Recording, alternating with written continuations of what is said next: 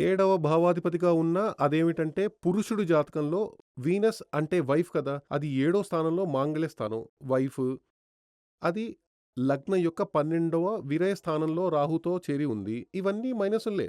పెళ్ళికి సంబంధించింది. అదేమిటంటే భార్య తోడు కొనసాగదు అని అర్థం. విడిపోయే స్థానంలో ఉంది. వదిలి వెళ్ళిపోతుందని అర్థం.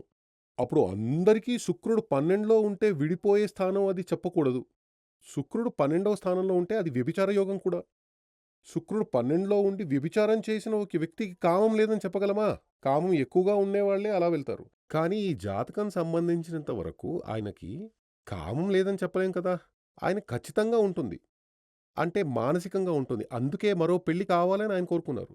ఈ వయసులోనూ 49 ఏళ్లలో మరో పెళ్లి కావాలని ఆయన అంటున్నారు. నేనడిగాను, "ఇంకో పెళ్లి చేసుకోవాలని ఆశ ఉందా?" "ఖచ్చితంగా నాకు కావాలి." అప్పుడు నేనేం చెప్పాను, మీరేం చెయ్యాలంటే